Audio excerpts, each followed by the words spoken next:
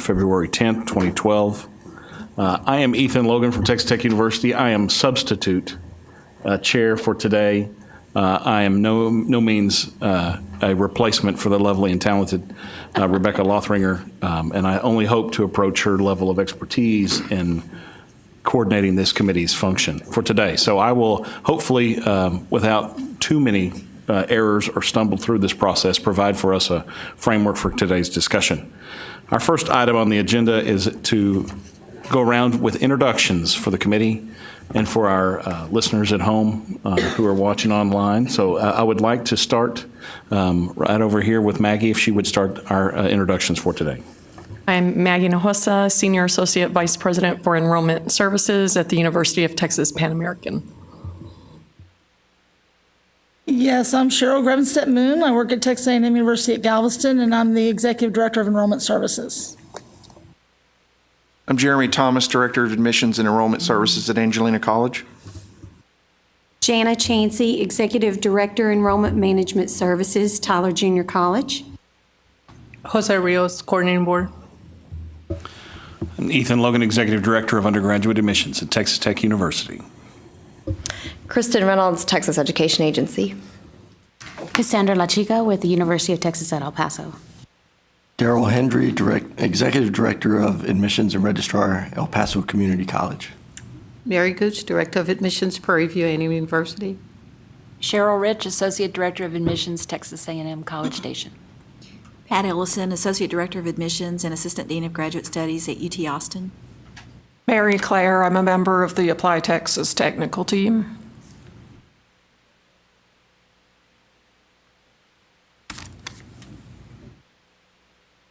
Vikas. Matt Hebbard, Director of Admissions and Registrar at South Texas College. Mary Lindberg, Director of Admissions and Registrar, Houston Community College. I'm the real Pilar Janis. Ground Celeste, actually at my from Westlake High School. Thank you very much, everybody. Our next item on the agenda is the approval of minutes from our last meeting. Those have been sent out, and there's also copies available. I'm going to give you a moment to review the minutes, and if there are any questions, clarifications, additions, or corrections that need to be made, if you'll let us know. So I'll give you just a moment to look at that.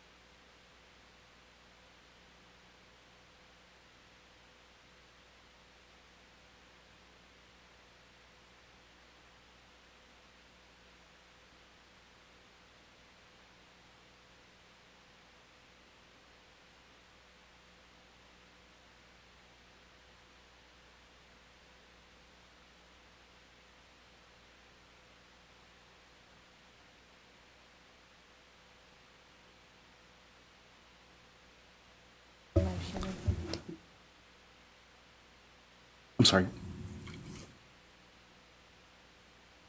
I make a motion we accept the minutes from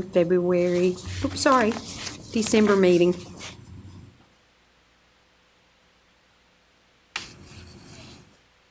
Second. Been moved and seconded. We accept the minutes from the December 16th meeting. All those in favor say aye. Aye. Any opposed? All right. Thank you very much.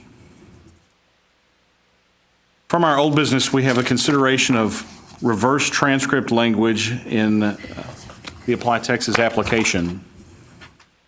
The handout on the table when you came in today includes an email correspondence from Michelle Walker from Texas A&M, who had provided to Cheryl, or maybe Cheryl provided to Michelle, language. And I'm going to let Cheryl explain the language since this is part of her conversation. Cheryl, would you explain? Sure. I had sent just what we had talked about before. Excuse my red face, I had steroid injection, so I look like I'm flushed. I had sent my assistant directors the language that we had talked about the last time for this wording, and Michelle's suggestion back is what you see on the front. But as I look back at the minutes on this, on page 3 at the bottom, I notice where, Jose, you clarified that the wording is broad, it would not guarantee an associate's just a review to determine eligibility.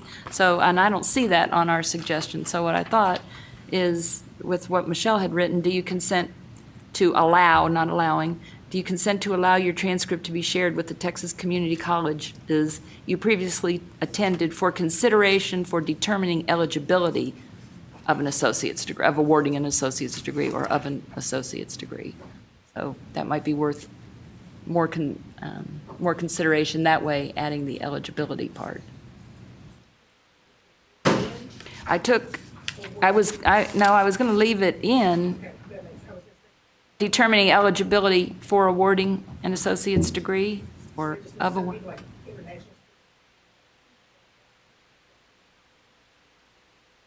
Right. Okay. So do you consent to allow your transcript to be shared with the Texas Community Colleges you previously attended for consideration for determining eligibility for awarding an associate's degree? Because I guess that's the key to the whole thing, is that you are going to award a degree. And they may or may not want it. Okay. Because we've had people say then it kicks them out of a scholarship, or they come up with all sorts of reasons they don't want it.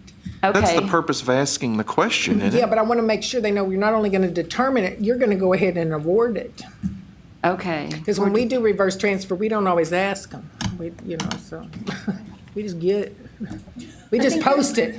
Because we Okay. tried notifying the students with the addresses that we have, you don't get any answer. Daryl, that's what we were talking about. Some of the schools do just automatically award, and we don't. And Jeremy doesn't either. We do.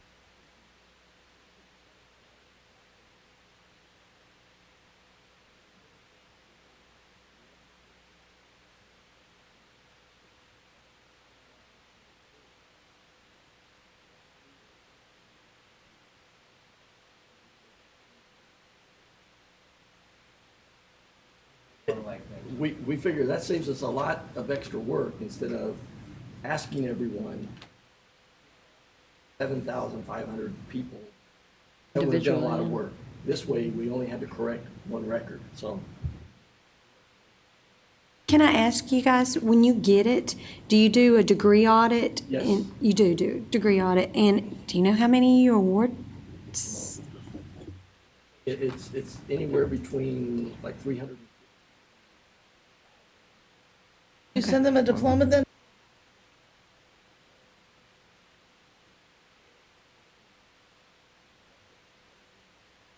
But even if you don't get a diploma to them, you still post it on the transcript.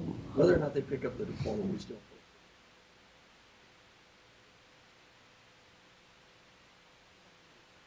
Post. We post and report it on the 009. We do that too. Yeah. I mean, our addresses are bad, so you. Want me to read it one more time? Chair, let me make a friendly amendment to that by saying, let me tell you what I have written down. You Okay. tell me if this sounds correct. Do you consent to allow your transcript to be shared with the Texas Community Colleges or colleges you previously attended for considering eligibility for and awarding of an associate's degree? Oh, I like that a lot better. For consideration, say it again. Do you consent to allow your transcript to be shared with the Texas Community Colleges you previously attended for considering eligibility for and awarding of an associate's degree? Love it. Ugh. Now I can breathe. And then yes, no, NA for the choices. I think that's fine. We probably need to spell out not applicable.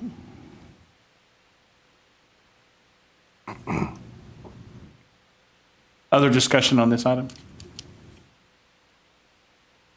Is this going to be an audit question?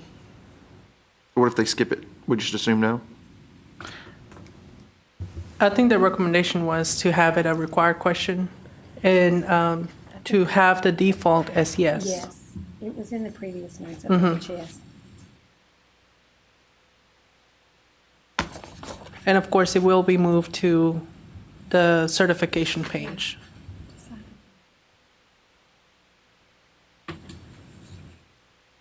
Any other discussion on this item? Another friendly reminder, whenever you speak, please have your mic on so that the web picks up. And don't move your mic.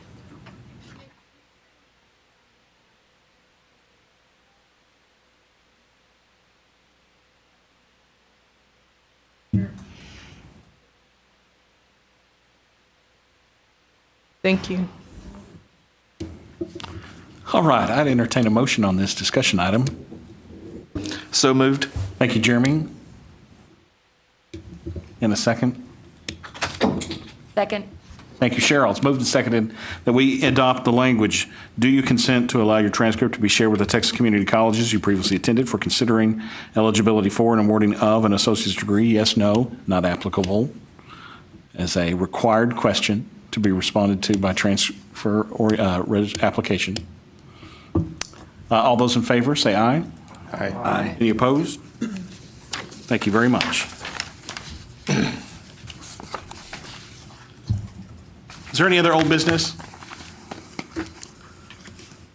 Seeing none, let's go to our subcommittee updates. I'd like to start with the first update from the Dual Credit Application Committee. All right. Daryl, Maggie, Jose, and I met last night over dinner. And what we did is we printed out all the different types of apps. We all know this is the last year that they're using the printed apps, which is probably a good thing since they're not the same as what's in the online system, and that's what we figured out pretty quickly. So I actually have a separate recommendation. We go ahead and take it off because that's going to probably cause more trouble a lot further down the road. Take it off right now? Okay. That's sort of my recommendation because it's not correct. It's wrong. And so rather than trying to fix a document we know that's going away anyway, why we do that. What we did is we did this about a year ago where we went through the apps and looked for what made them the same. But it's really more than that. What we really are interested in is how the sequence in which the questions are asked. And the reason we're doing that is it allows the system behind the scenes to make the determination for the next set of questions. For example, if they're dual credit, it should never give them the waiver. Used to be 1403, what is it now, 15? High school path, it should never give them. Correct, it should never give them. And so we looked at moving date of graduation up further into the program, into the sequence, so that the system would know they're entering before they're graduating high school. So that means they are dual credit. And that would then direct them to where they're going to go. What we all know in this room is that students ask, when we start throwing out our lingo, a dual credit application, even international application, I was born in another country, but I'm actually a U.S. citizen, do I fill out an international? We see all that because they come to us wrong. So rather than giving all these different types, what we're going to work toward is one point of entry, and based on how they answer the questions, it sends them in the direction they got to go. Now, that's not merging it to one app. All that's doing is saying when you're headed in the direction of the other app, it's behind the scenes and the student's never aware of it. We're going to start with dual credit in mind, transfer, transient, and the freshmen. And 2-year, because those are separate. Did I name all? Yeah, both of them. Both of them. And that's where we're going to start. We're actually going to ask if someone from the technical team can print us out the online version in a PDF with all the questions, because that would, if we try doing it ourselves, because it leads itself to other questions, it's hard to go backwards and pick up those questions and from our side. On the front page of the site, there are versions of each of the applications linked in HTML form, and you can simulate going through each of the pages. So all the app types are out there. Okay. But I think but we can still get it in a PDF if we want it? Can we do that? We can do that for you, yes. And the reason we want it is because we would kind of need 3 computers all side by side so that we could look at all of them this way. Although, we're not trying to use a lot of paper, but it's just easier to line them up side by side, because what we're really finding is the questions aren't different. They're just in different order. And if we can move some up to the very beginning and allow the system to make a determination from the very beginning, then it would stop a lot of heartache on the student's part, frustration having to answer questions per se about residency or whatever the case may be that they don't need to answer, or extracurricular activities, or if it's an international student, a lot of questions that they do need to answer. And so it'll just make it a little bit easier for us to work on that and give you all something back that says, okay, here's what we'd like to happen. What's the amount of time that something like this would take? Okay, you should be able to print off the versions that are on the web, linked off the front page. It's just HTML pages of each module in the app. So you should be able to print those off and let us know if you have any trouble with that, and we can provide it to you in a different format if that won't work for you. Daryl, is there anything we forgot? No, I think you've covered everything pretty much. Okay. Do I need to actually make a motion to remove the other? No. Let's bring it up in new business as a committee recommendation, and we'll vote on it in new business. That's it. The other thing by using this logic is creating new application types for specific institutions or for specific populations, like the one that Jose Gallego wanted last time. As long as we get what type of questions up front the students have to answer for the system to take them to that application. So I think by doing this logic, it gives us more flexibility to open up more application types without the student knowing. There was another question, or there was another idea that came out of that meeting, and that was the T-Rex ID number. Oh. I think some people wanted to hear that idea. Okay. To begin with, the T-Rex committee did not meet this morning because one of the members was out. But one of the ideas that we talked about last night was the use of a common student identification number, starting with primary and secondary school, that TEA would assign a student ID number, and then that number would be used to assign the student ID number at the post-secondary level. And if a student comes in from out of state and did not attend primary or secondary school in Texas, then the common ID number would be assigned upon entry into post-secondary education. So that, if we could implement that in some way into the application process, that would possibly prevent duplicate applications.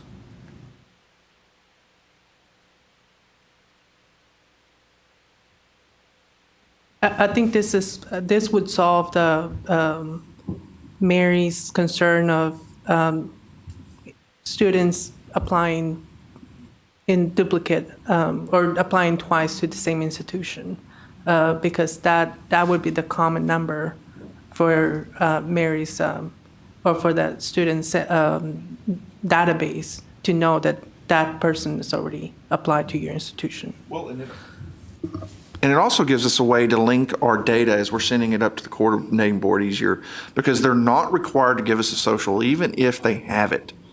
So right now, we are kind of scratching our heads and finding a way to make it work locally. You know, we, in our systems, we have it set up to look for their name and their birth date and, you know, how else to verify. But when we send that data on and they transfer to another school, you're not 100% that they transferred and you're still getting that data back to you. All of a sudden, they became a lost statistic. And so this would just give us a way to clean our data up, as well as link the records easier, so we know that Susie is the same Susie that transferred from us to UT or from us to A&M or whatever the case may be. Even if now she's Susan. Well, I mean, every student has a PEIMS identifier. And I think that's the one that we were trying to think. And so it would be, this may be a question for the T-peer folks as well, about new T-peer and you know, what they're doing, linking going forward. But I mean, that number exists already, so that's how we do all of our mapping and all of our, you know, longitudinal analysis, so.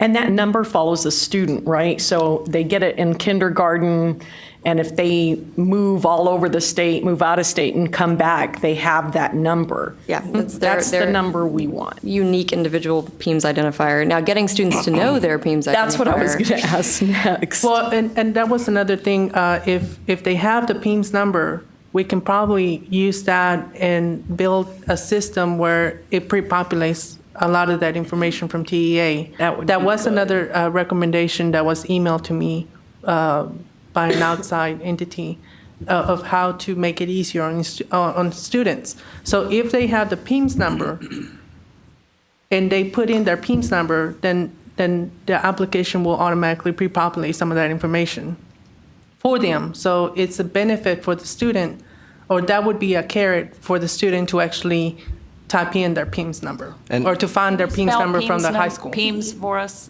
PEIMS. Public Education Information Management System.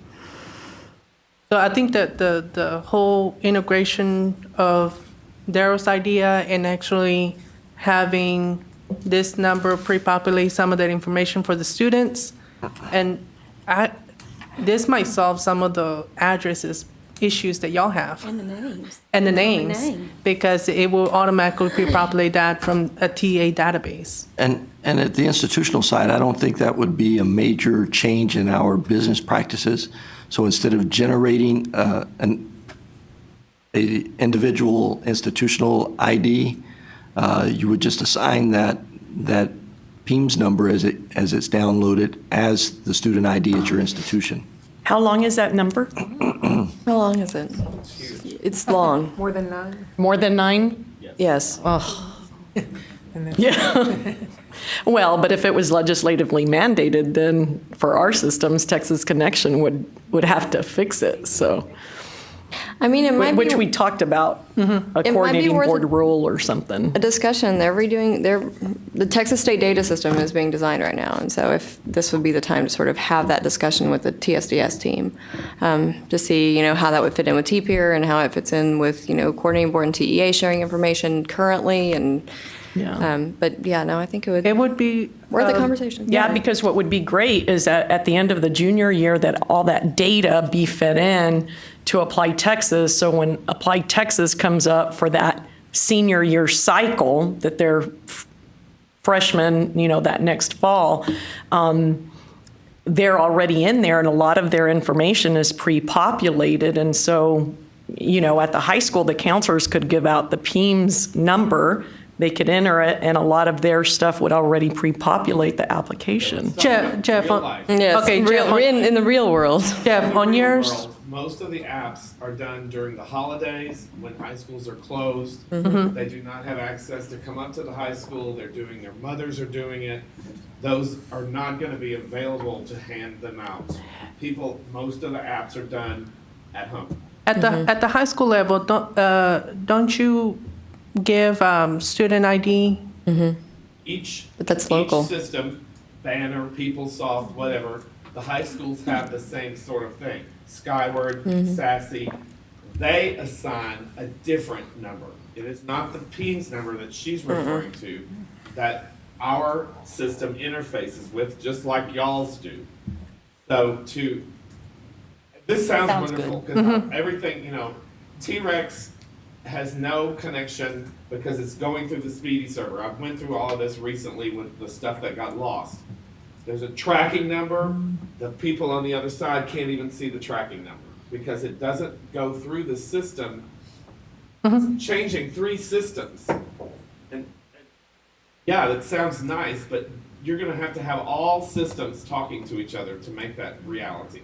Will the student know their PEIMS number? No. That will never happen in this state. So if it's self-assigned, yes. However, in our system, some of the students are in our system because they were put in the 4th grade as Jenny Thomas. But her real name is Jennifer Thomas, and when she's a senior, she wants to be identified as her real name. However, in our system and in the PEIMS system, it has the old name in it. So I'm just telling you, there's a lot of, it isn't pretty. I mean, I like the idea of one common thing. That would help us so many times tracking this stuff, and when it gets lost, T-Rex or someplace, that would be wonderful, but I don't think the PEIMS number is gonna be the answer. And I need clarification, please, on, there's something else you're saying that sounds like T-Peer? TPEIR. It's the TPER is what connects TEA data to coordinating board data. That's how we do P16 outcomes. There's another, that's another jump over. There's another section. And so that's why I'm saying it might just be worth having a conversation with them, getting that out there, getting their initial reaction, getting, that would be 10 years down the road. I mean, just having that conversation with Brian Rossiner or, whoever we need to have that conversation with. I think this is a fascinating idea, and I agree with Jeff. It will be tremendously challenging on a lot of levels, and I would like to recommend that we perhaps take this up with the Apply Texas Conference and make this a session that could be a feedback session and have some conversation. And perhaps we can get a good panel together for this conversation. That's a good idea. Jeremy, anything else from dual credit? No, that's it. But I would like to say I think Daryl should have to lead that discussion at the Apply Texas Conference.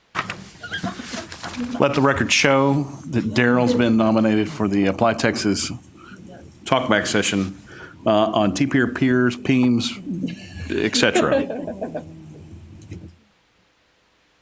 Next subcommittee is the FAFSA Testing TAFSA Coordinated Committee, and Rebecca is the chair for that committee, and she's not with us today. And so I'd ask Cheryl to report back from that committee's meeting today with Cheryl and Cheryl.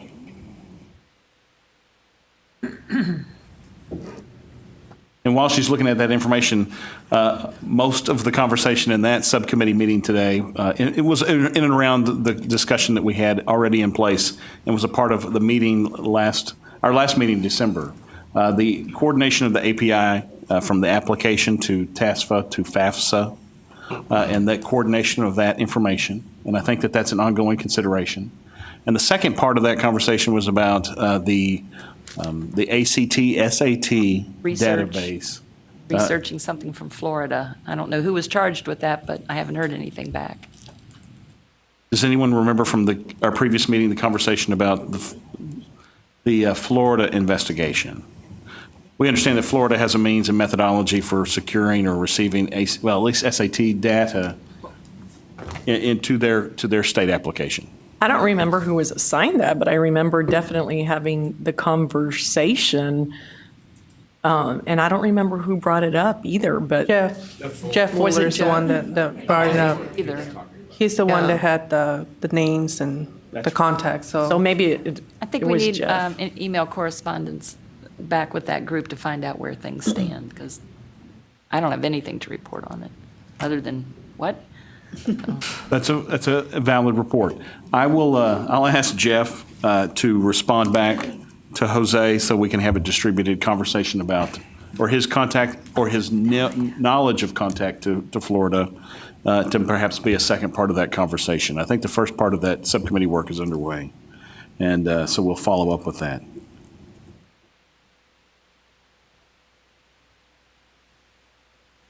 Any other questions or comments from the FAFSA Testing TASFA Subcommittee? All right. The T-REX committee, as we heard, did not have an opportunity to meet due to some absences of participants.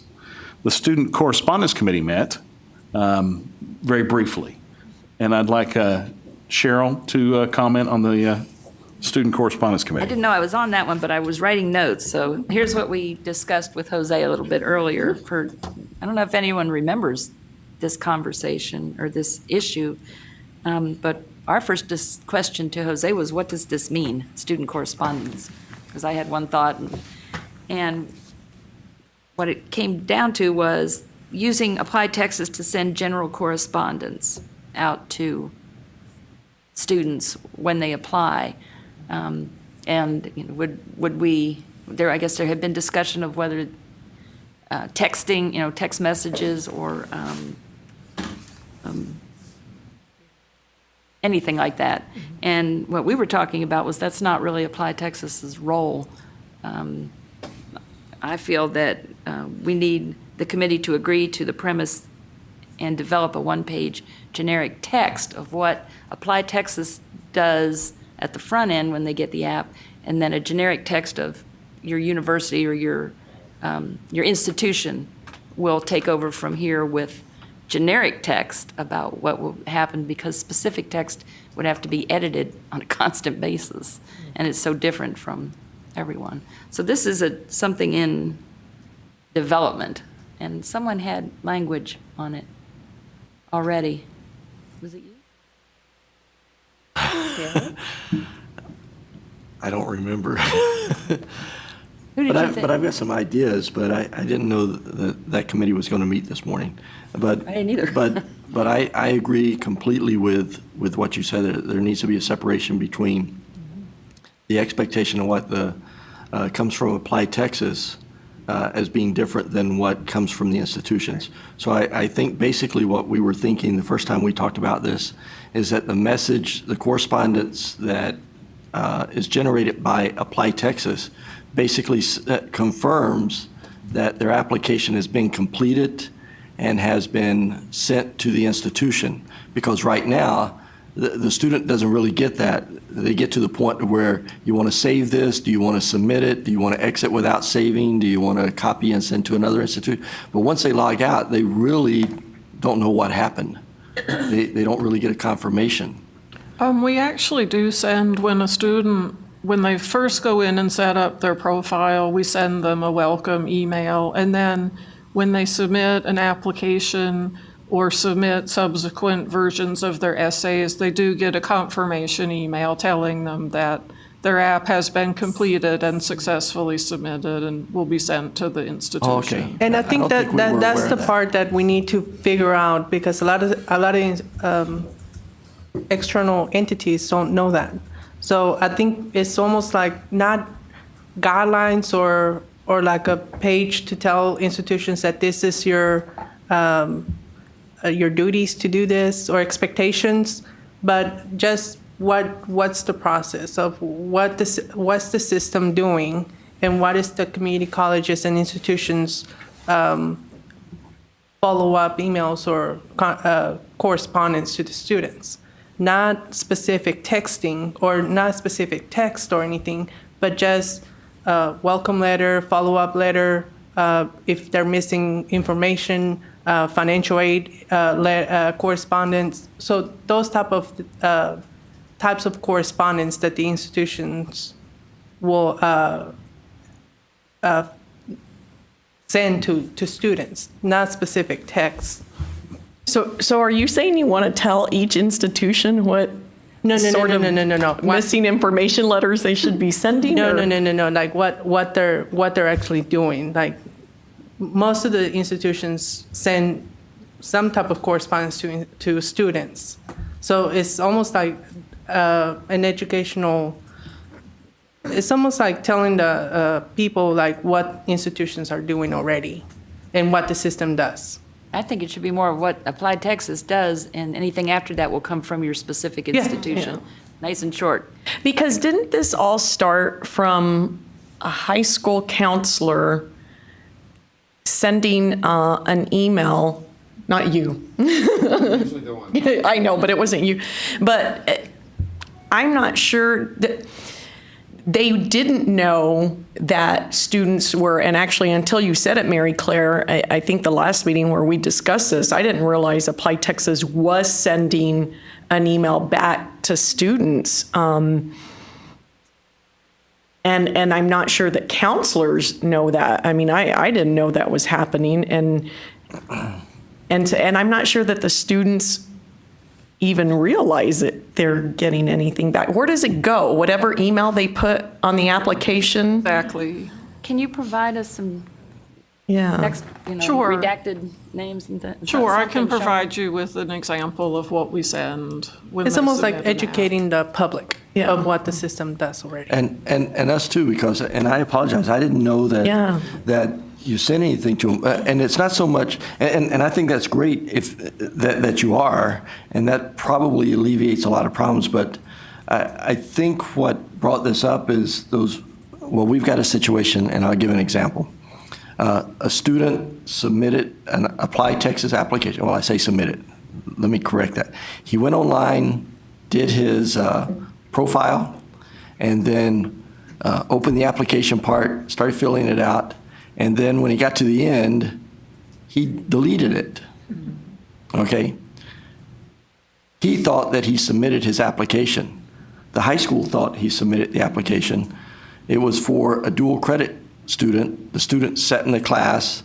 The high school thought he was enrolled. We never even knew the student existed. So at the end of the semester, they wanted to assign a grade, and we said, we don't have an application on that person.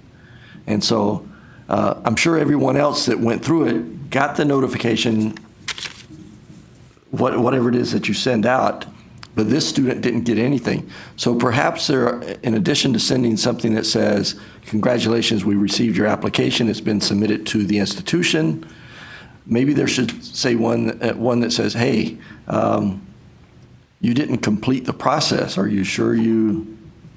What is the original? You said you all send 2 emails, Mary Claire. What was the first one? When they first go in and set up a profile, we send them a welcome message and letting them know they now need to go actually fill out an application. And then when they submit their application, we send them a confirmation message saying, your application to such and such an institution has been submitted and will be transmitted, and giving them the contact information for that institution to follow up. So there's nothing in between. I agree with what Cheryl said earlier, and maybe we can edit that second email that you all send out. 'Cause we all need the transcripts. If it's a high school student, we all need the test scores. So as far as we're concerning from Applied Texas, we can edit that second message and say, be sure to submit your official high school transcript and your official test scores or your official college transcript. Then the institution will do their part. They will follow with the same thing, then we're still missing your transcript or your test scores. Do all institutions require test scores? Yeah, we do, but. But not all students send information in that order. Some students send transcripts and test scores prior to before even applying. Right. But at least we're informing them that this is what we're going to need from you.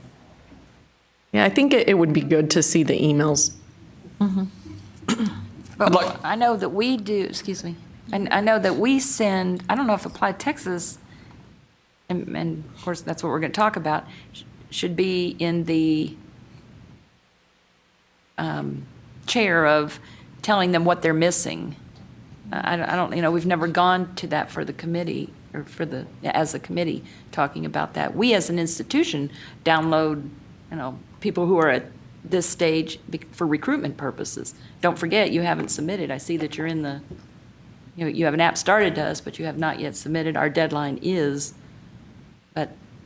I think we could end up with a lot of emails going back to Applied Texas that say, wait a minute, I already submitted my transcript, or what if I don't have this, that there's no way you all all that. can answer. There's a kind of a delicate balance with Right. providing them enough information, but not too much that they start to get confused about, where Apply Texas stops, and that, once they've submitted, then it's kind of, we're handing it off to the institution at that point. And so I think, Jose, your point of we need to do a better job in getting that message out At the to what breakers here. extent does what is Apply Texas's role, and then what is the role of the institution? Not so much saying this is how you should do it, but here are the questions that the institution should be able to answer, and here are the questions that Apply Texas should be able to answer. And that goes beyond the email, that goes to phone calls on how do I reset my password? Where should those questions really go? And is Apply Texas, set up to do more functional type, calls versus more technical calls? Have an Apply Texas help desk and that's exactly the sort of things that we field is, I can't remember my user ID, or how do I get my password back, or having trouble filling out particular pages. So we have a dedicated person who does that pretty much all day, is helping students via email. We're not really set up to do like a call center. We're just not set up to do that, but we do correspond with students on things like that via email. Well, it sounds like in the welcome email, that's where this generic text should appear then, right at that beginning, saying, in effect, don't call us about whether you're supposed to send your transcript to an institution. This is what we do. And maybe it does, and that's why we need to see an example of your I can two provide and then y'all edit those. with I the think that's a text really of our emails. Good way to start. But it also seems like in the directions somewhere, it should say you will receive a submission letter within 24 hours or 40. Then your student would have known that if he didn't get it in 24 hours, that he should have called somebody or something was wrong. So if we're saying that people don't know there's a letter coming, if that's in the directions or in the steps how to complete an application, the last one should be, you will get a submission letter or a completion letter upon when you get it. Confirmation email. And if you don't get it, then within, does it happen like right away, or does it? When they submit, they get an email right away. So right it's like if away. you don't receive it within 24 hours at least. And I you think have it's more of a problem. training Right. for counselors. But like you're saying that they don't and the know public. it, but if the student knew it, then his student would have known he didn't get something. Well, but you all know the other thing that happens. don't read. It's Don't read. mom or dad's, or it's mom or dad's email address, like I did this year, because I wanted to see everything Brad was getting. Or it's the counselors. As much as we try to tell the counselors, please do not use your own email address, it still happens. And so it could be those emails are going to other people other than the student. I think it's been a very rich discussion, and it's probably a much larger topic than we originally anticipated. I'd like to ask if Apply Texas would provide information to Jose to distribute in terms of the electronic communication. Yes. So that we could send it out to the committee or the advisory board, and then perhaps the subcommittee, which I think I was perhaps in charge of. So I'd like to have our subcommittee meet again prior to our join the April meeting. subcommittee. Yes, and welcome Cheryl, welcome Mary. We're very glad to have you. And then we'll try to provide you with a more comprehensive report at our next meeting. I think that it's a much larger question about what we've done. There's some very good conversation about what is the future of the way that we do our correspondence from the Apply Texas end.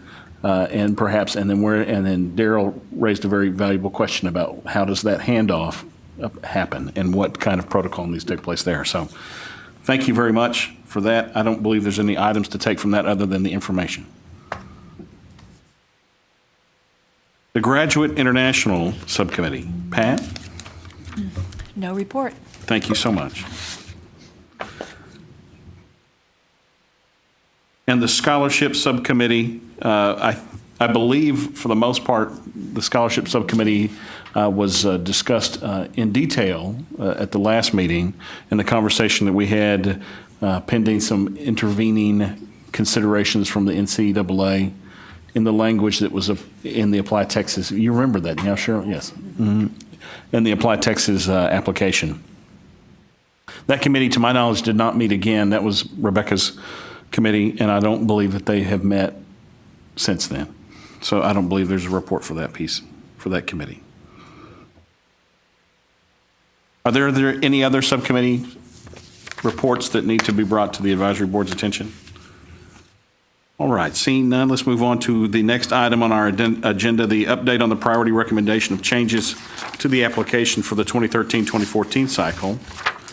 And I'd like to draw your attention to the Applied Texas Technical Team Update information. And I will yield the floor to Mary Claire if she wants to talk about any of these items. Okay, thank you. Hopefully nothing on here will be a surprise to you. If it is, please let me know. But I wanted to just give a summary of the changes that y'all had passed to the technical team so far to make sure that our understanding of what was needed jibed with your understanding. We do have a few requests that y'all have made where we still need a bit of information, and that's up at the top. You had asked for some changes to the fee waiver language on the payment certifications page, and we still are in need of wording for the note that explains that the student needs to submit an appropriate form for the fee waiver. So if someone, recalls that or remembers, what was needed for that note, please let us know. There was also a request to add a question about student self-identified interests, including things like AVID and TRIO, perhaps to go on the extracurriculars page. So we're still in need of instruction about exactly what the wording of that question or that example should be.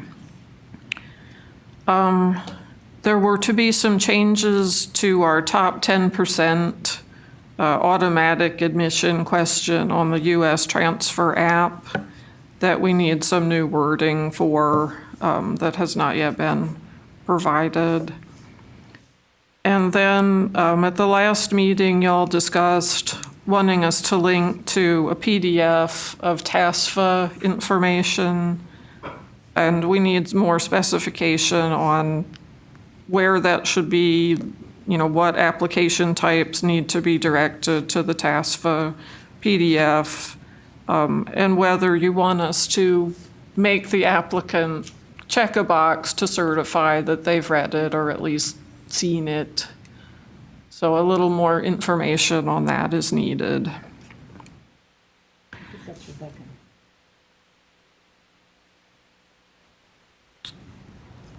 I'm sorry, Cheryl. I think that's, if you look back at the FAFSA testing TASFA minutes, where Rebecca's the chair of that, so she may have done something that we're not even aware of there. Okay. Thank you.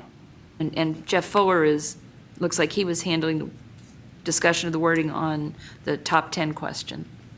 So we just need, since he's not here either, we just need follow-up conversation with those two on those items.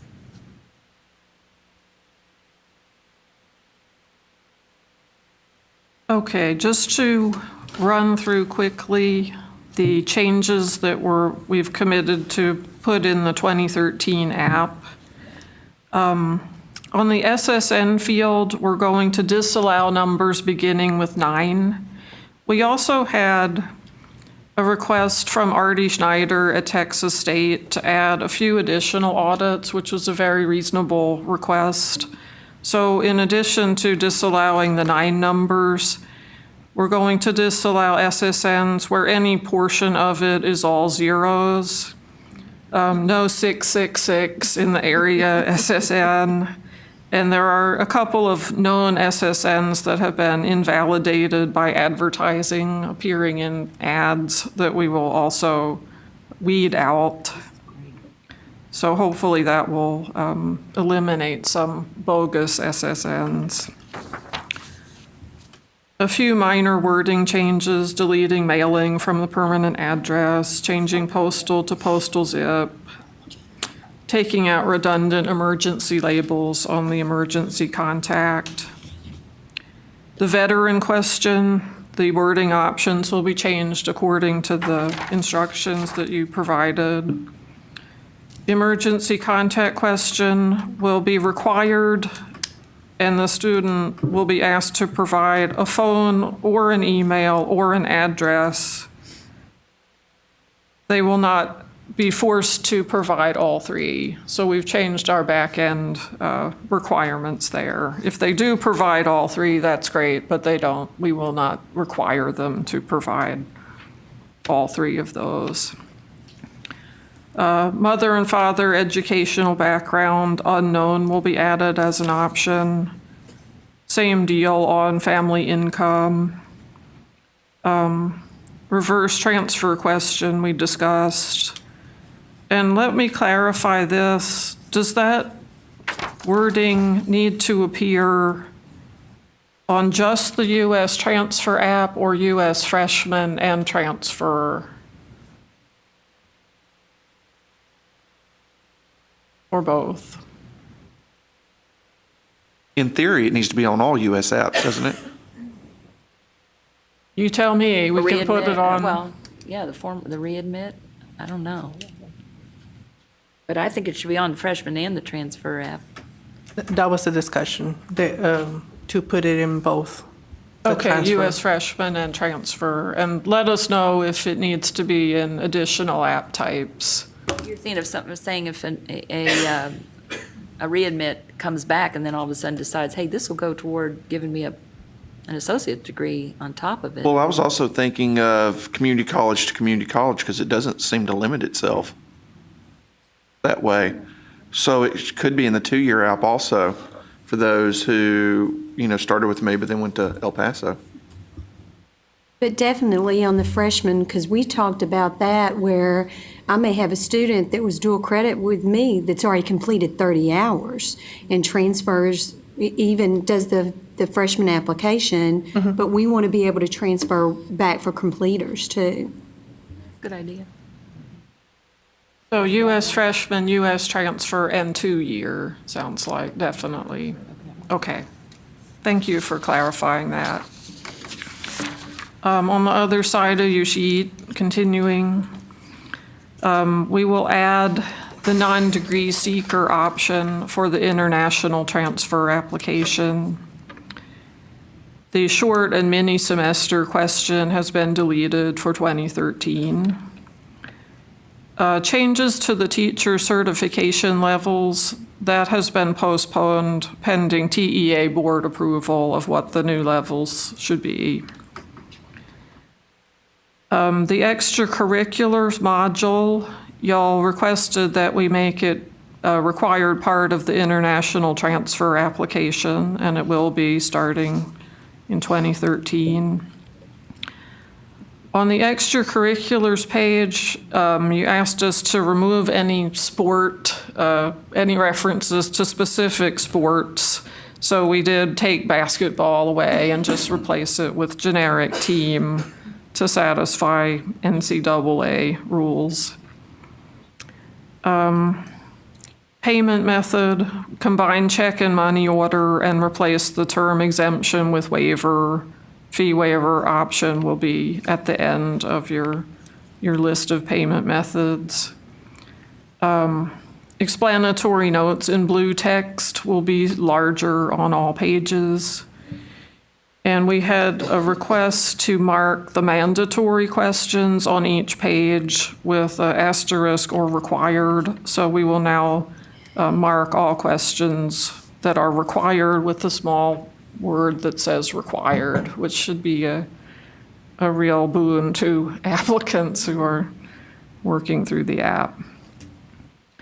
The scholarship application, the biological parent language had come under fire from some of our applicants.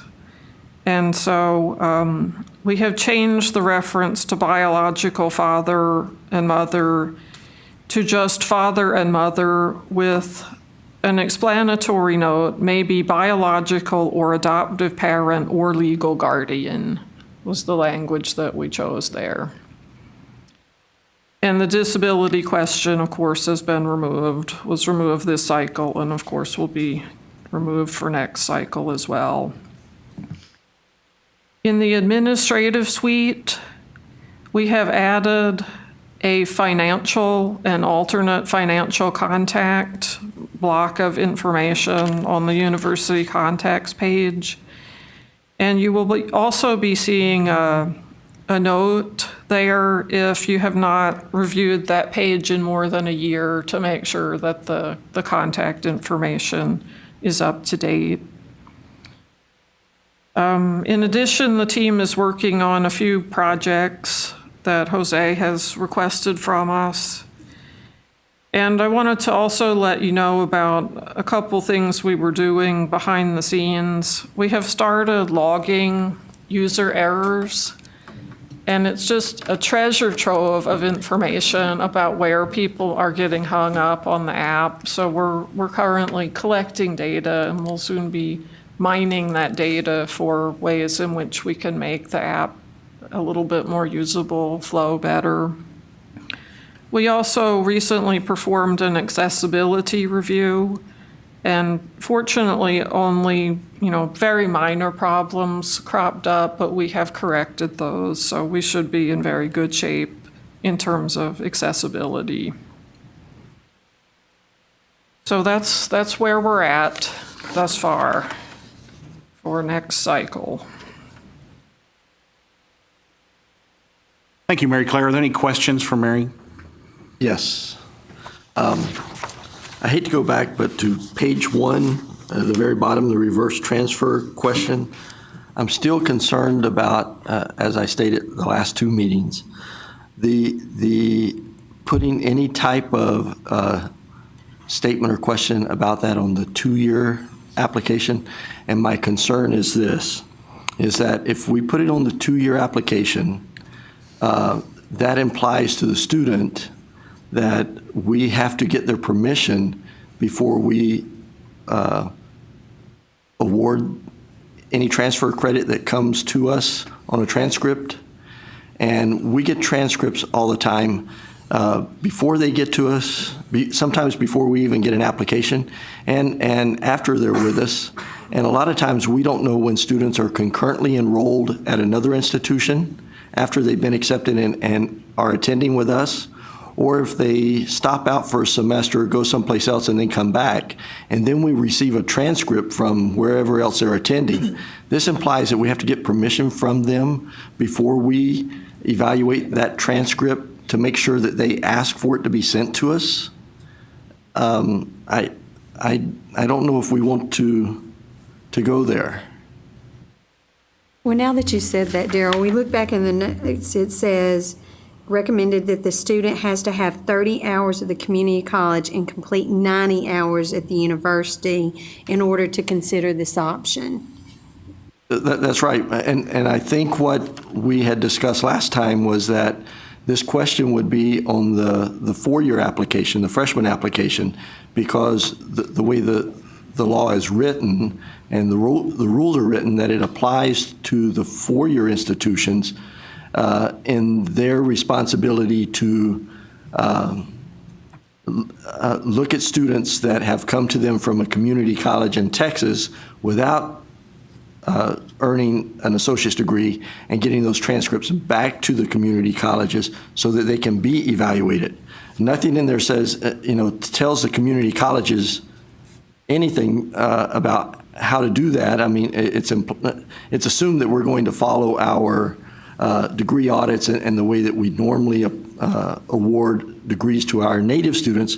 But by putting that question on our application, where they have a chance to say, yes, I'm okaying for, let's take it the other way. No, I don't want I don't want credit to be sent back to the community college. Well, then if we have to put that on our 2-year application and we have to track that in some way, then wouldn't that imply that if I got an application a transcript on that student from a university, I now have to go and look and say, well, that student said I can't consider that transfer credit. You know what? You're correct. I see your exact point. You're right, because, and it could be that when they do the 2-year application, they're not thinking that far in advance, and then they do the 4-year, because what we're doing is, this is loading into our system, and of course it's a question that just started, right, in the last cycle, and so we went back to everybody before that who met those requirements. We went back about 3 years, who met those requirements, sent emails to them that said, there's a possibility that you could, qualify for an associate's. Do you want us to? If they came back yes, sent that to Matt. But what we're doing for the future using this is if they're answering yes on there and they meet the requirement as set forth in the legislation, then we're sending it back. But I could see the problem if they told you, no, I don't want it, I'm sending you a transcript. I could see that. Because there are other considerations, federal and state mandated, I have to consider too. If I get a transcript from someplace else, I need to consider that, and I need to go ahead and I need to evaluate it and post it. Now, if the student never comes back, it's going to be transfer credit on their transcript. The issue of awarding the degree is separate, but if they ever do come back, I need to know about that for consideration of financial aid. I need to know about it for TSI perhaps. I need to know about it for prerequisites. So there are a number of reasons why I need to evaluate any transcript that I receive, whether it's before the student actually attends, while the student is attending, or perhaps in one of these stop-out periods where they may come back or they may not come back. I still need to evaluate that transcript and post credit as appropriate as transfer. Whether or not I actually wind up giving a degree or not, that's a different issue. Well, Daryl, and actually it didn't make me any difference. I didn't actually have a strong feeling in this one way or the other. The only thing that crossed my mind as we were going through this discussion was, student earns 30 plus or more hours. Let's say that, because we have them transfer, they're at 53 hours or 54 hours or whatever. So they're very close. They transfer over to you. They pick up their last 9 hours, which does not usually meet the threshold of being able to earn your associate. And that's the student I was thinking of, because then that credit could come back to us to award them that degree before they go off and do something else. They may absolutely not do anything. They may go out of state, which then they wouldn't be picked up by one of our 4-year schools.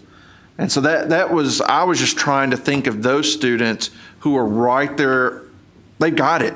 They just haven't put 2 and 2 together in order to decide that they do have it. But like I said, I don't have an opinion one way or the other. It's just that's what ran through my mind.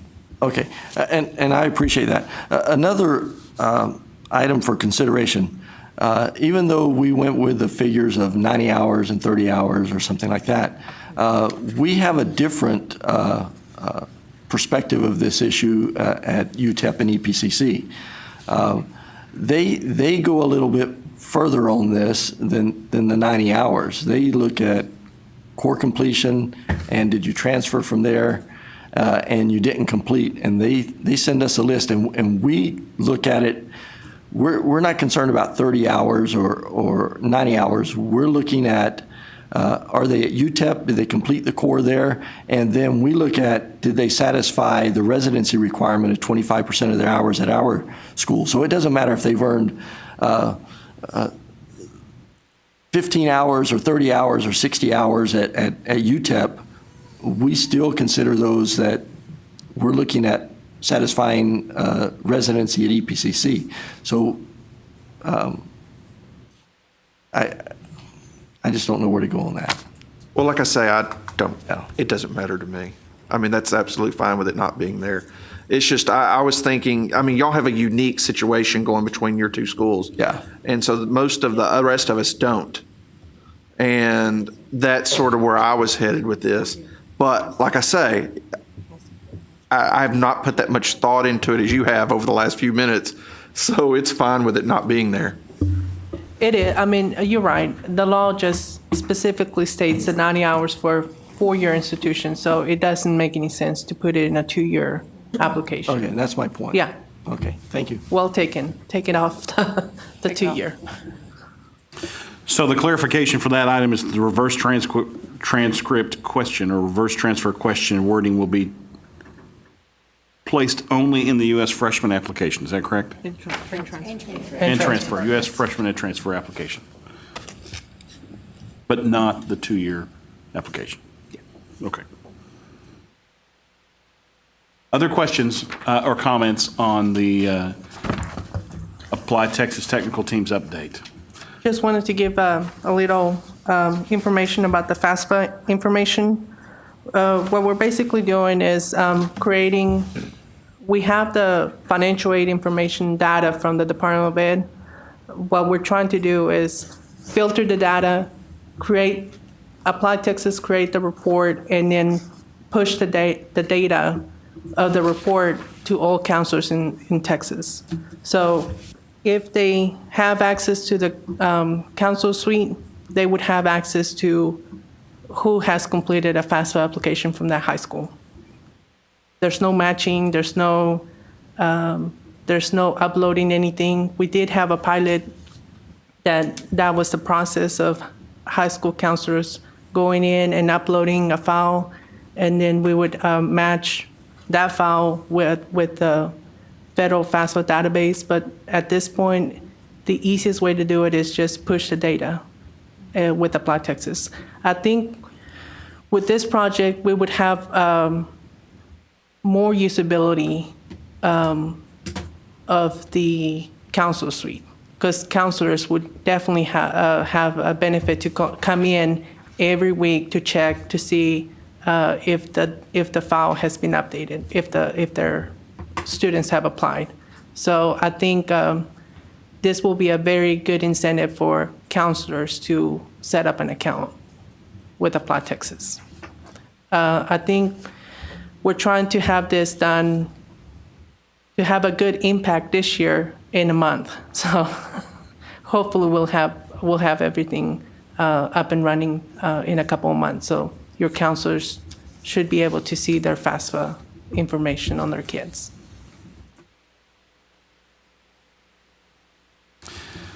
The pending requests at the beginning of this report, the TAFSA PDF, the transfer top 10 question, 10% question, we've already asked Rebecca and Jeff to follow up on those. I'll follow up on the student identified participants in the AVID trio, et cetera, and provide wording for that, because that was a piece that I brought up at the last meeting.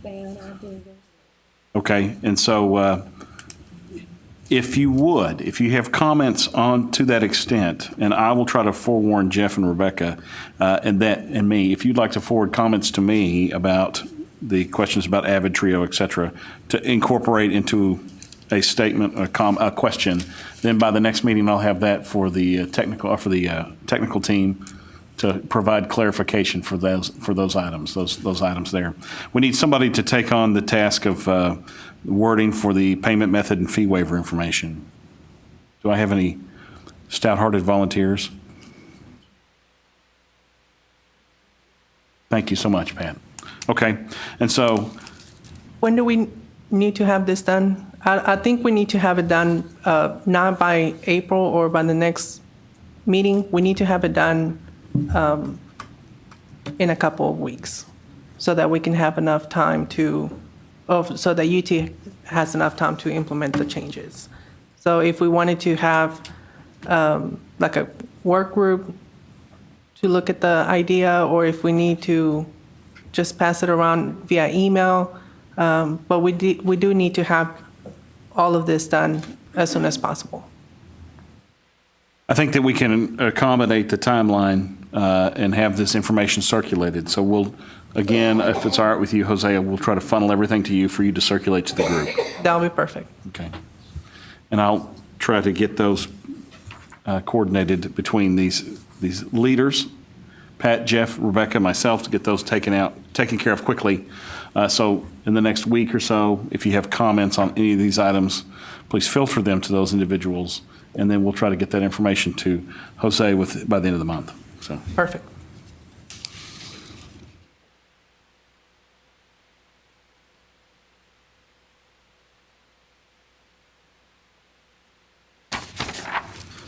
Okay, anything else, Mary Claire, from the technical update? That's all I got. Thank you so much. This is fantastic. Well done. Thank you. As we are burning through this agenda, let me go ahead and take us into the topic and consideration of new business. Is there any new business to bring before the committee today? I've got 2 items that I'd like to bring forward, but I will yield to Janet. Go ahead. I just want to confirm, Becky let us know that the state Apply Texas and Speedy meeting have been approved to use the Pickle Center. That's, and as Jose and I understand, that Speedy will be on Monday, June 11th, and Apply Texas will follow again on Tuesday, June 12th. That TACRO is taking on the registration part of it, and that will be available online beginning in May, I believe. And Becky also reminded the committee that we will finalize the agenda and the schedule at our next meeting, April 27th. So if you have some hot topics or ideas that you want to present a session, or someone from your institution would like to present a session, please bring them when we meet again on April 27th. Any questions? I think we're all looking forward to Daryl's session on PEMS and TPIR. It's going to be a lot of fun. The other thing about next meeting, if we don't have actual agenda items, the next meeting will be a planning meeting, and it won't be webcast. It's not going to be an official Apply Texas committee meeting. So it's just a planning meeting for the conference. Thank you, Jose. From our earlier committee report, we had a comment from the Dual Credit Application Committee to remove the paper application from the current, or from the this current 2013 Apply Texas application. Is that correct? Am I? Yeah, I think it's something so I'm actually just going to say it in a motion. I move that we go ahead and remove it from the website. That way we don't have any disagreements between the paper app and the electronic app, to remove any confusion out there. Second. It's been moved and seconded. Is there any discussion? And that's just to clarify for the next cycle, or you want it immediately? No, I think it needs to be We need to immediately. notify other institutions before we do that, because there may be some institutions that still rely on the paper. And I know it's different, but I just think other institutions need to be notified. Could we do a little poll on TACRO to see I how think that would be many good. institutions actually accept paper? Yeah. Then we need to agree on the wording of what we're going to say about what apps are, when. Jeremy, would you like to amend your motion? Yes, that we send out a poll on the listserv to see how much is actually being used before we take it down for this cycle, but then it won't appear for next cycle. It won't appear. And I second as amended. It's been moved and seconded that we first poll the TACRO listserv about use of the paper application currently online, and that afterwards, we remove the paper application from its use in the current application cycle if there is a positive response to that. Is that amended and seconded to your satisfaction, gentlemen? Yes. Okay. Except that you're using the word application, I'm sorry. and that's, do we need to specify which applications, all applications? We just have 2 out there. Yeah, there's only, is it 2 or 3 that are out there? There's 3 out there. There's 3 out there. The paper international is not out applications. there. Yeah, transfer, transient, former, 2-year, and freshman are the ones that are out there. Thank you for that clarification. So those named applications, Yeah, it just looks like it's not been updated fully in several cycles. You're right. And so we're getting bad data back into our systems for that, and it needs to stop at some point, so. And the other point of reference is that the applications are only at College for All Texans. They're not linked at Apply Texas. So the number of people that are downloading the application, and we're not sending paper copies to the high schools anymore.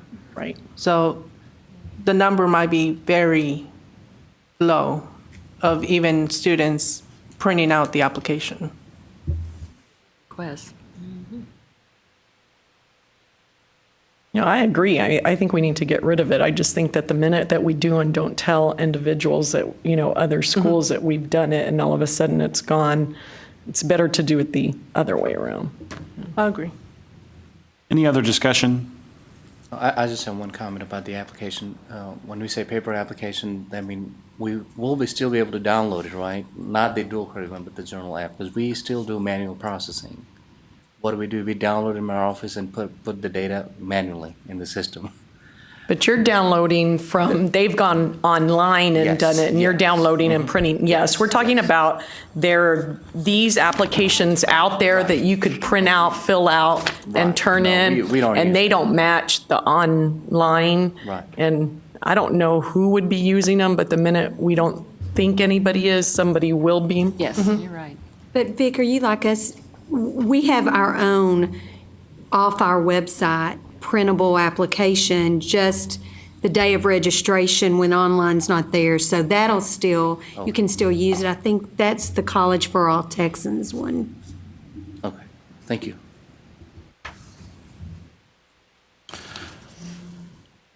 All right. All those in favor of first polling, and then if in the affirmative removing the printable application, the 3 named printable applications, freshman, transfer, transient, former student. Is that correct? Mm-hmm. All those in favor, please say aye. Aye. Aye. Any opposed? All right. Thank you so much. Who's in charge of that polling? Would anybody like to volunteer to poll the TACRO listserv on this? Maggie would like to volunteer Okay. for that. Thank you, Maggie.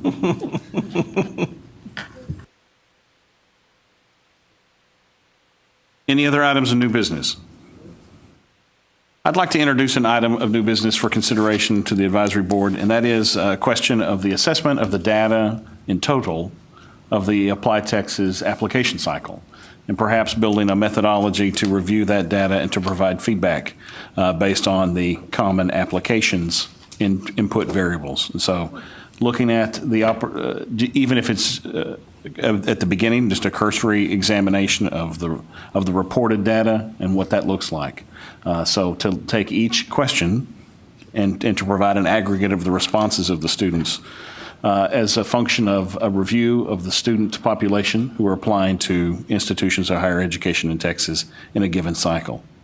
And I'd open that for consideration or conversation, but that'd be a recommendation that I would like to bring before the advisory board. I was writing when you started that, but you're proposing that we compare the Common App versus ours on the freshman side, or did I miss something? I'm proposing that we take the data that comes from the common application, each item. Take, for example, question number 13, and whatever that question number is. And if that question is, do you like to wear hats? Yes or no? Pardon my poor example. That we look at that in aggregate. Common App. If we look at, Common if App. we look at however many applications we have, how many people are wearing hats at the time of taking the application. So that's what I propose, is that we look at that in aggregate in terms of just assessing the data that comes forward. Not a specific data for a specific institution, but as an application data in total, as a demonstration of the aggregate of students who are applying to institutions of higher education in Texas. I believe that it would be both educational for us as practitioners to be able to assess what we're seeing in transition year to year and students who are applying to the institution, and to make some generalizations about what to expect about student desire and student college choice that we can assess from this instrument.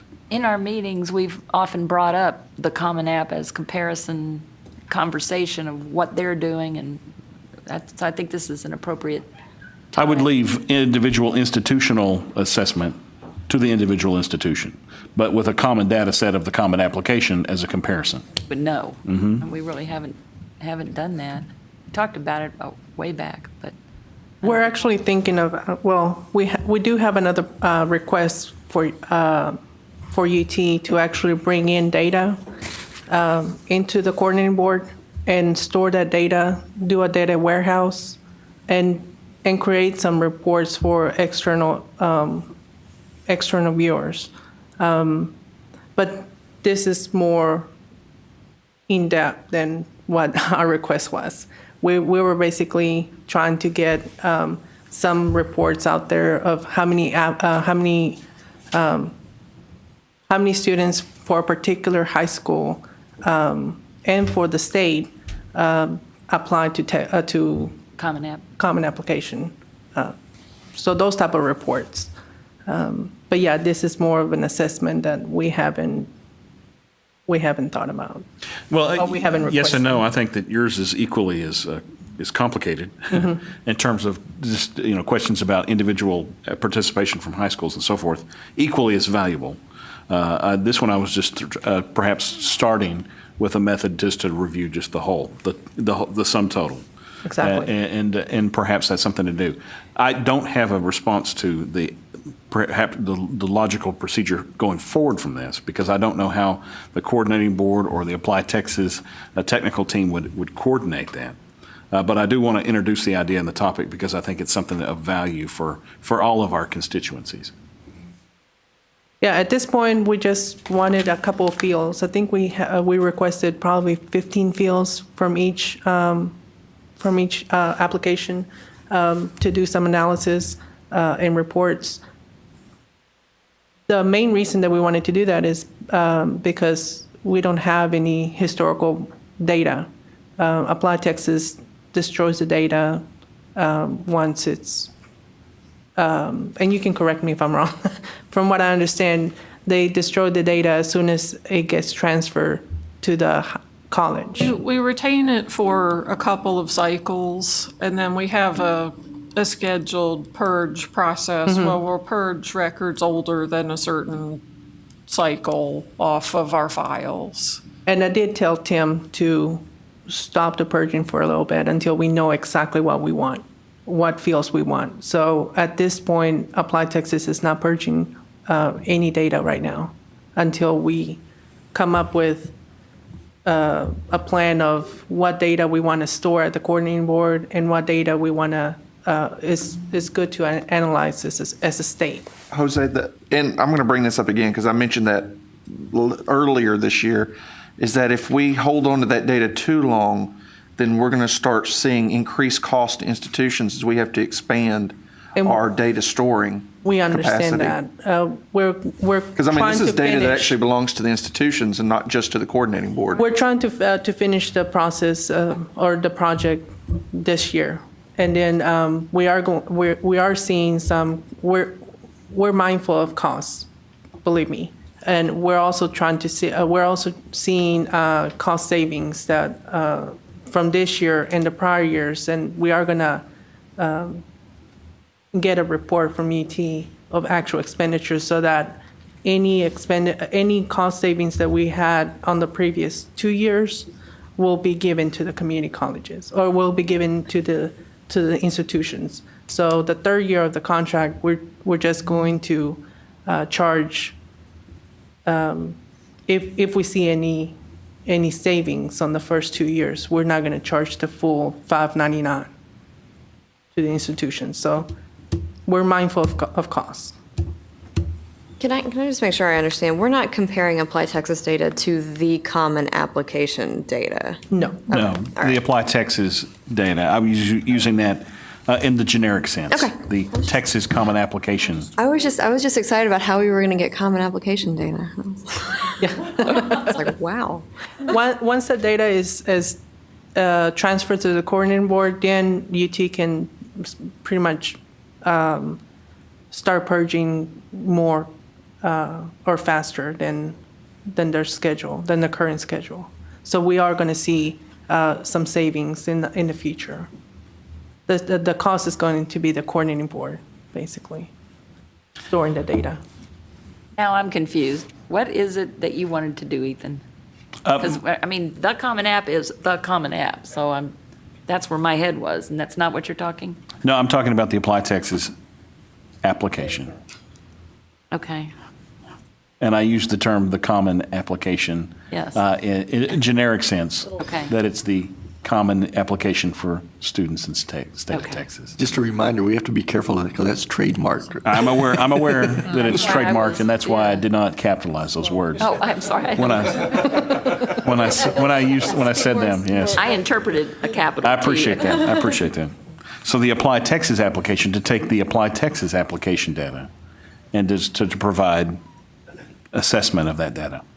And that is something that perhaps we can talk about more, and perhaps this needs to be a subcommittee for conversation also. I think so. And so I will respectfully withdraw my motion if we perhaps then charge it with the subcommittee, unless anybody sees any other conversations that need to be had in this vein. Very good. Then we'll charge a subcommittee. I'll ask our chair, Rebecca, to appoint a subcommittee to address this, and then ask that, Jose, that you help coordinate with the ongoing conversations with UT and the Apply Texas team. That's fine. And the data that you guys are already crunching. Are there any other items for conversation or new business? All right, seeing none, I will move to announcements. I want to just reiterate the announcements that we've talked about today. First, the Apply Texas Conference is currently slated for June 12th at the J.J. Pickle Center here in Austin, Texas. That will be coordinated through the TACRO registration process through their website and web service for a registration, which should be available in May. And so that we will try to get the word out about this participation, perhaps through the TACRO listserv as well, and that we try to promote the project for participation. Go ahead, Jenna. She said she's already done a save the date. Were you guys aware of that, or did you get it? I think it came out Great. listserv. Good. And for those who will be in attendance for the Speedy Conference, it's the preceding day on June 11th. Or if you would like to share that information with some of your colleagues locally, the Speedy Conference will be taking place June 11th. Same place, same city. Our next meeting currently is planned as a planning meeting on April 27th, and that will be to coordinate and plan the conference agenda and program slate for the upcoming June conference. We've already talked about a couple of items which I think would be viable conference programs. Daryl's keynote program, I'm just going to keep promoting it, which is going to be a very good conversation. That's getting bigger and bigger. About, I think you should have a panel too. So I'm not going to let you do it all alone. And then I think that there's a lot of conversation that comes from our subcommittees, which we can build into a program set that may be of some value also to our participants, specifically some of these language questions that have come up. I know that we'll have those resolved prior to this next meeting, as we'll try to do that as an ad hoc action of the advisory board to clarify the requests from Apply Texas technical team, specifically wording questions. For the application, and we'll have those information hopefully concluded by the end of the month, so that we don't impede the Apply Texas technical team's update. Other items for consideration or concern? We've been blessed with a short agenda today, and I'd be happy to entertain a motion for adjournment if there is some. So moved. I second. Moved and second, we adjourn. All those in favor say aye. Aye. Any opposed? Before we adjourn, I would also say that it might be a great opportunity for any subcommittees to continue to meet if they need to. And we'll move forward with the adjournment of the meeting. Thank you so much for your attendance today. Safe travels on your way home. And have a great rest of the month.